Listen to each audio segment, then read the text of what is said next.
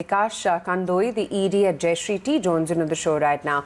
Vikash, the Assam tea industry has been facing a very unusual, prolonged, drought-like situation, along with, of course, the double whammy of COVID. What is the impact that you foresee then on the crop, and are you seeing any shortages?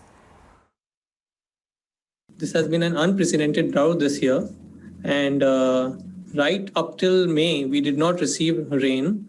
And the crop, the bushes were getting affected. There were some fatalities also, mortalities of the bushes. So there is a significant shortage in the market, which can be seen in the prices also now in the auctions. But from here on, I think crop should stabilize from here. But whatever has been lost has been lost. And on top of that, we had a very low carryover inventory. So that has also added to the problems. Sure. Vikash, Assam and West Bengal produce more than 80% of all the tea in the country. With the cyclone Yaas as well now hitting the coast, could we expect more damage to the crop in terms of quality? So nobody can predict what will happen with COVID. We'll come to that later. Regarding the cyclone, given the trajectory that we have received from the weather department, only very few gardens of our, in Bengal, we have gardens across Bengal, Assam. So few gardens in Assam, in Bengal will be affected. But Assam as such, we don't see much of an effect coming.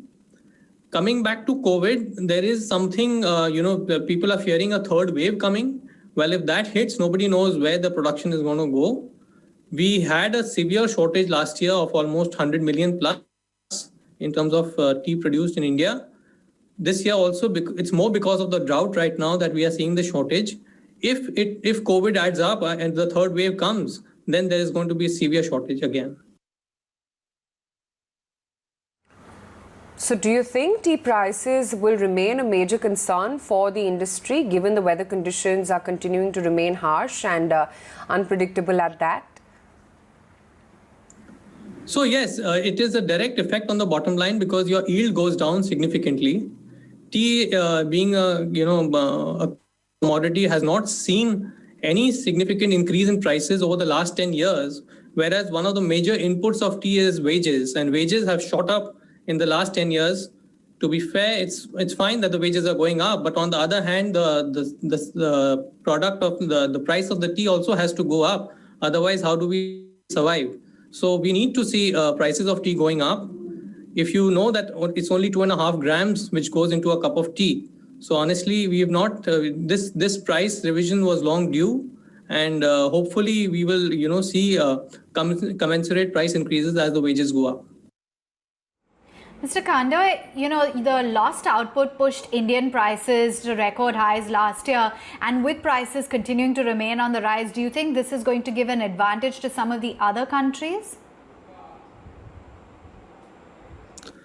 So Indian industry has lost out on exports last year. You would see that our exports have gone down by around 40 million. So we do have an impact. The prices do have an impact.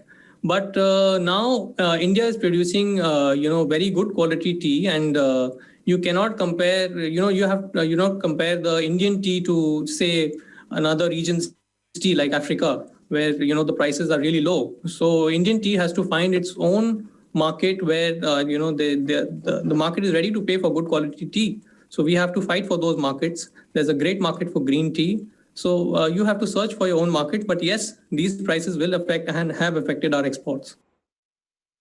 And with work from home and focus on immunity, tea consumption, all of that really seems to have gone up.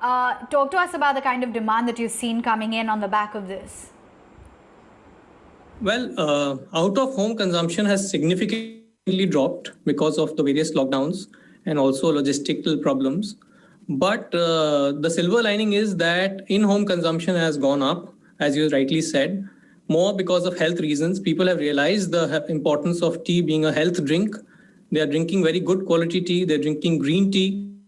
So that is encouraging for us. And hopefully when everything opens up, we should see a further increase in demand with out-of-home going up. So what are the changes that you foresee for the tea industry as a whole, and what are some of the future expectations? So hopefully by 22, COVID, should be, much more under control. So I don't comment on that aspect. But there is one aspect where, all of us have to do some soul searching. There is, a push from wages.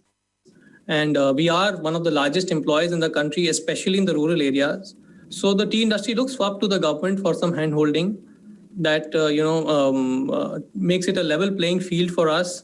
There are two sectors, significant sectors in the tea industry. There is a small grower, cooperative kind of industry. There is the organized sector. So there should be a level playing field for both sectors. Both need to grow. Both need to, coexist.